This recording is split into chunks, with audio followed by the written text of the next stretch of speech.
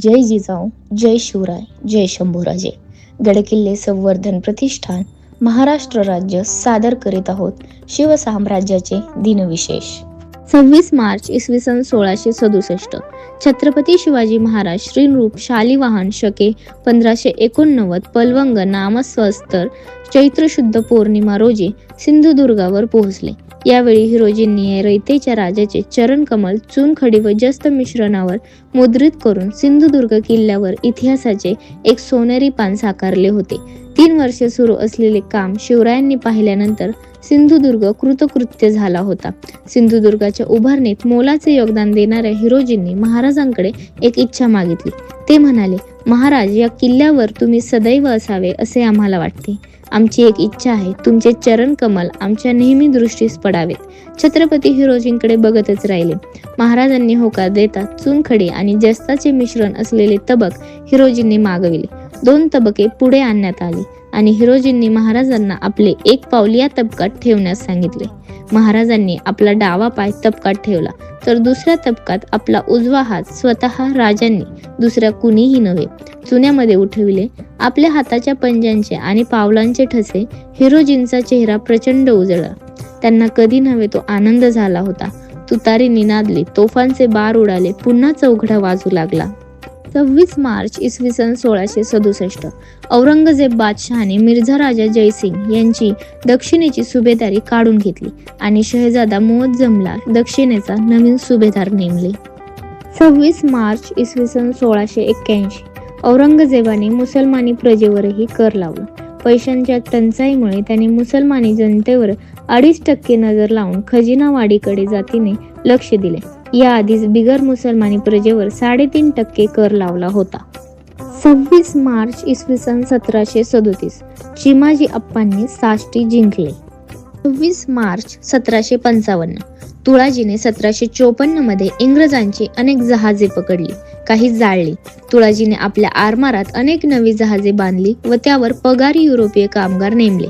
यामुळे पश्चिम किनाऱ्यावर तो जणू अनभिषिक्त राजाच समजला जाऊ लागला. आंग्रे यांच्याशी मराठ्यांचे संबंध बाळाजी बाजीराव उर्फ नानासाहेब पेशवेच्या कारकिर्दीत बिनसले. हे तंटे कमी करण्याऐवजी पेशव्याने ते वाढविले असा शाहूंचा स्पष्ट आरोप होता. पेशव्यांचे इंग्रज आणि पोर्तुगीज या पाश्चिमात्य सत्तांशी मैत्रीचे संबंध होते. इसवी सन 1756 मध्ये तुळाजी आंग्रेंच्या विरुद्ध पेशवे आणि इंग्रजांनी संयुक्त आघाडी उघडली. पेशव्यांनी जमिनीवरून व इंग्रजांनी पाण्यावरून हल्ला केला. त्याचा फायदा घेऊन आंग्रे बंधूंचा मिळेल तितका प्रदेश जिंकण्याचा सपाटा पेशव्यांनी लावला. तुळाजीने घाबरून नानासाहेब पेशव्यांना पत्र लिहून उभय पक्षांचा घरोबा पूर्वीपासूनच चालत आहे, त्याची अभिवृद्धी व्हावे असे कळविले. तथापि पेशव्याने 26 मार्च 1755 रोजी तुळाजी विरोधी संयुक्त मोहिमेस प्रारंभ केला.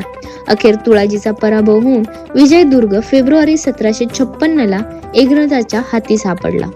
26 मार्च इसवी सन 1774. बारभाई कारस्थान, कासेगावची लढाई. उत्तर पेशवाईत रघुनाथरावाने अन्यायाने पेशवेपद मिळवण्यासाठी केलेला प्रयत्न अयशस्वी करणाऱ्या मराठी सेनानी व मुत्सदी यांचा संघ. नारायणरावांच्या वधानंतर पेशवाई मिळविण्यासाठी रघुनाथरावाने केलेल्या कारवायांना प्रतिबंध करण्यासाठी प्रामुख्याने हा स्थापन झाला. बारभाई म्हणजे 12 माणसांचे मंडळ असे नसून काही एका हेतूने एकत्र जमलेला समूह होता. बारभाई मंडळ स्थापन झाले तेव्हा त्यात सखाराम बापू, भगवंत बोकील, बाळाजी जनार्दन उर्फ नाना फडणीस, त्रिंबकराव पेठे, हरिपंत फडके, मालोजी घोरपडे, महादजी शिंदे, तुकोजी होळकर ही प्रमुख मंडळी होती. रघुनाथरावाला पदच्युत करून नारायणरावाची गरोदर पत्नी गंगाबाई हिच्या नावाने कारभार करावा. तिला मुलगा झाला तर त्यास, नाही तर दत्तक घेऊन त्याच्या नावाने कारभार करावा असे सुरुवातीस कारस्थान ठरले. यालाच बारभाई कारस्थान म्हणतात.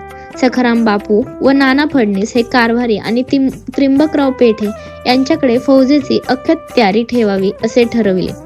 पार्वतीबाई आणि गंगाबाई यांना मारण्याचा कट उघडकीस येताच सखाराम बापू, नाना फडणीस, हरिपंत फडके यांनी गंगाबाईला पुण्याहून 17 जानेवारी 1774 रोजी पुरंदरच्या किल्ल्यावर नेले आणि तिच्या नावाने कारभार सुरू केला. त्यामुळे रघुनाथराव व बारभाई संघ असा उघड सामना सुरू झाला. यातूनच 26 मार्च 1774 रोजी कासेगावची लढाई झाली. यात त्रिंबकराव पेठे मरण पावले आणि रघुनाथरावाला बऱ्हाणपूरकडे जाण्याची संधी मिळाली.